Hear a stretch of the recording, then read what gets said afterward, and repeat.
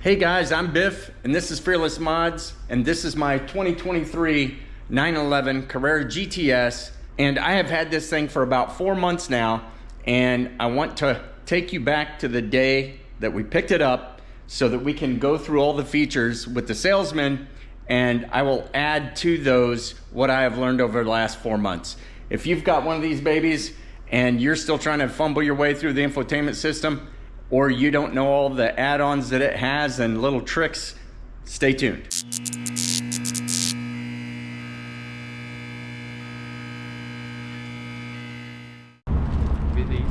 You have the other one? I do. Awesome. Good deal. Very cool. We're gonna sit in the car. Okay. Go over some stuff. I assume I get to be in the driver's seat. Absolutely. You will get an email in 24 hours sent to you from Porsche with your Porsche ID for you to set it up into here. I'm gonna hit continuous guess for right now. Okay. So there's your Apple CarPlay. Same, you know how Apple CarPlay works? Perfect. You hit home, takes you back to your main screen. Okay. It's like navigation. I just kind of go and touch each one of them kind of briefly to help you start getting into it. If you have notifications, they'll display here. There are none right now. From where? From Porsche? Just in general, if you have like low tire pressure, it'll come up under there. This is cool to watch while you're driving. Shows your RPM power. Going back through. Does it have a boost gauge? No. I mean, this will kind of be your closest thing to that. Okay. So remember these rollers right here, you're scrolling, they're button. Yep, you got it. I pushed in, gives you more. Like what all you want to view. Navigation, information, customized. That'll be kind of where you customize it. And that was all where? How did you access that one? Just went down to vehicle. Gotcha, okay. So to get the boost gauge into your customized view, what you do here is go to the home screen, hit settings, go to displays, and then you can do the center display, additional instrument, or instrument cluster. You can go into customized view, and this is where you pick what you want for each of these things, and you can just scroll up here through it until you find boost pressure, and then there you go. So coolant temperature, oil pressure, and boost pressure, and that therefore becomes my customized view with boost. And that stays configured like that. It does not go away every time I restart it. Remember whenever you're in one of these, there's your G-force. Yeah. Nothing like your airplanes. But what I was getting at with this Sport Chrono, the reason I jumped over here, you can access it from here. Okay. So if I start it. Okay. And then you can go to stop and then reset. Remember your back button right here whenever you want to jump back to your screen to change out of that. One thing about Sport Chrono, it's really difficult to use in practice. I have one lap here from one of the autocrosses that I've saved, 1 or 2. And that just goes to show you, it's hard to do this because you want to be able to push this button to hit your start and go. And you have to do that when you cross the timing markers, and then again at the finish if you want it to record a good lap.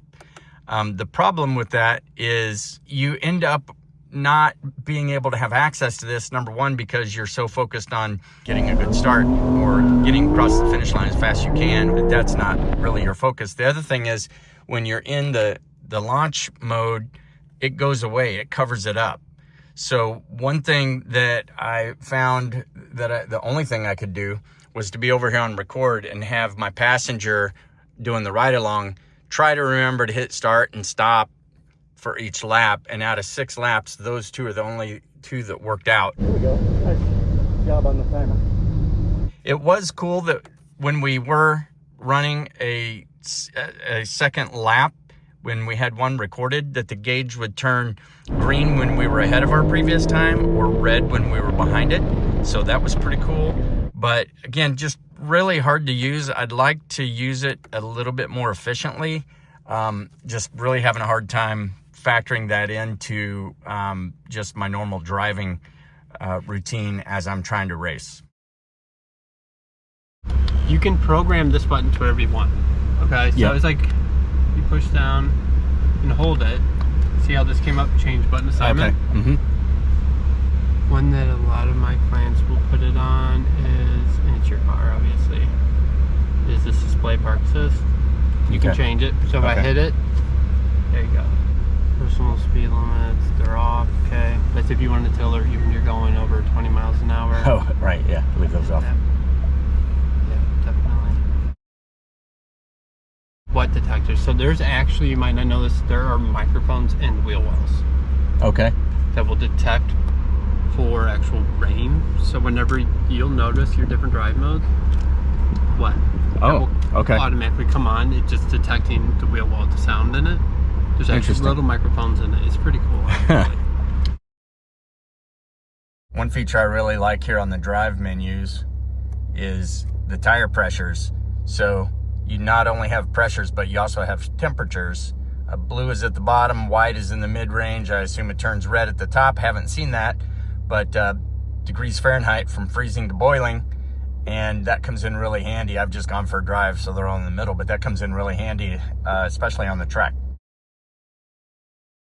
Another thing you do here is you can see the red down here because that's the active gauge. If you push this button right here, it switches over to the left gauge, and then you can use your scroll wheel there to cycle through different things that you want to show up in the middle of that. There's not a lot of options on it. There might be more in other modes and when you have it running, but not a lot of options there. So I normally just keep it over here on the right side because that's where I'm scrolling through all my different settings. When you want to get to this home screen, you can push the home button. It comes to this. If you push it a second time, you can come over here to these cool displays, set them up how you want. You can check your different trip information, since refueling, since this morning, total trip on the car, all these different things. Your weather, your radio, you can adjust that however you want. Push it again and it comes back. You can go to settings and it'll give you things like displays and auto, media, navigation. You can go to the vehicle, sport, chrono, all these different things. A lot of these are available right here, like vehicle, so I can go to that right here. And when I go to the drive tab, typically start stop is on, but I can shut it off. That's where I do that every time if I'm in normal mode and I don't want it to shut off. But usually what I do is I just go to sport and that takes care of it automatically because it's not an option. As you see under assistance, you got your basic assistance, which is really just doing things like tapping the brakes for you if you're about to hit something. When I drive up to the garage, if I try to straddle a manhole cover and there's a car parked on the right hand side and it has me pointing towards that car, even though I'm going to miss it, the car doesn't necessarily know that I'm going to, so it taps the brakes pretty abruptly. Have had that happen a couple of times. It'll get your attention. And then lane change assist, which is nothing more than the lights in the mirrors. So it's not doing anything additional like some of your the higher tech in other cars. Trip information, already showed you where we can see that stuff elsewhere. And then comfort, this is a good one, the ambient lighting. Dynamic's pretty cool if you listen to music. It'll change to the different album cover. Oh, cool. Part. Yeah, leave it on that one for now. That's kind of cool. I want to see how that works. You can change this through. Yeah. You can adjust the heating or cooling balance of your driver's seat or your passenger seat. And like how much you want to be heated. Oh, yeah, like a fade from upper to lower. You just want your butt to be hot, or you want them both to be hot. Okay. Same thing with ventilated. So I hit that. That's very cool. Nice. A few additional settings. Oh, we're there, okay. And they change. Steer and drive. You can probably access these in other places as well. You can find the more specific stuff related to what you're doing by hitting these three dots whenever you're in whatever setting you're in, if they're available. Drive mode, if you wanted to select it from this screen. Okay. Or you have right here. Yep. You can customize if you go to individual mode.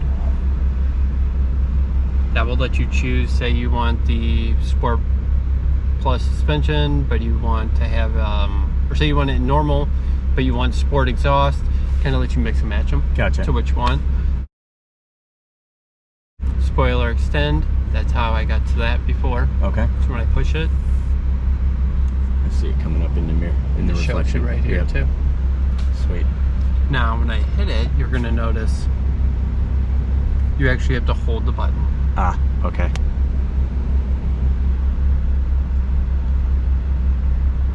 Okay. I'll let you know. Then move your seat. Like adjust. Oh, with the buttons on the driver's seat? Oh, that's too cool. I have an 11-year-old son, and every time he gets in the car, he adjusts the seat way up and way forward so that he can be at the same eye position I am. And when he gets out, this big seat is here blocking my view somewhat. So what I do is I just go to adjust passenger seat, and then using my controls right here for my seat, I can adjust the passenger seat, and all of them work, whether it's forward and aft, whether I want to adjust the tilt, I can adjust everything that my seat does. I have 18 ways, so I can move that leg support in and out. I can adjust the bolsters on the sides of the seat. I can raise the seat up and down. And then when you're done, you just hit finish and it's taken care of. So that's very convenient. Smart lift, you remember how to do this when you get home? So like, if you wanted to remember somewhere. Yeah. It's gonna ask you. Do you want to save it? Yep. So you can see here that I've got a lot of locations saved, so they'll automatically come up. Push a dynamic chassis control. Turn that on. And give you really, you're gonna feel that most when you're going around an S turn. Yep. To keep from body swing. Okay. So you are gonna take it to the track. Set her. Okay. Sport Plus. Gotcha. And then sport's just the exhaust. Okay, got it. Obviously, you're an experienced driver, and it makes sense after seeing your video from the Ferrari drive, because I'm like, man, he knows how to use the paddle shifters. Yeah. Like, you just hit the manual mode. You know how that works. Don't have to go into there. Another thing that I discovered is that when I'm listening to media through my CarPlay and I want to skip, obviously you can do it on screen and you can skip the song. But normally what I do is I just select the skip button right here on my steering wheel. Never knew that there was anything going on here besides my defrost, my air conditioning controls, volume and tuning, until I was on a road trip with my wife and she was reaching over here in front of my volume knob and pushing these buttons here and skipping through music. I did not know that these buttons existed right here until she reached across. So you can reverse and skip here, return from a menu or option. I don't even know what that one does. Didn't know those existed. Question, so shutting off traction control. One click does PSN Sport. Okay. But then it's the off and then hold. There we go. Now it's off. Got it. Very important question. Launch mode. When you're driving, so you're going to turn all that off. Press and hold this down. Put on the brake and gas. And you'll start to see a countdown. Try that on the highway. It's called the push to pass button. So you'll push that while you're driving. And it's going to give you, it'll give you. Oh, so I'm getting that response for those 20 seconds. And then now it's going to go away. Yep. Okay. So if I'm in normal, it probably gives me that. Yes. Yep. Okay. And then, so exhaust opens up and it lets me launch from start. Foot on the brake. Foot on brake and gas. Sport Plus. Sport Plus, same thing. Yep, and Sport Plus. So, and then, but same thing, and hold the button. And it should give you a countdown. Okay, got it.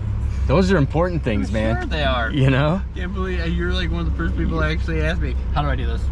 You can't have a 911 and not know how to launch, you know? I know about my steering wheel heat, not even marked. I looked that one up because I'm like, it says it has steering wheel heat, but I'm like, I don't see the button.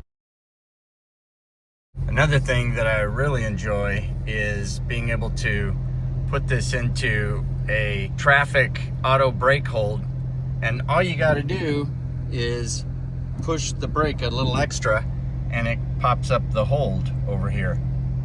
And then you can come off the brake, and then when you hit the gas, it comes off. So you just stop, press the brake a little extra hard, and it goes into hold. Love that feature.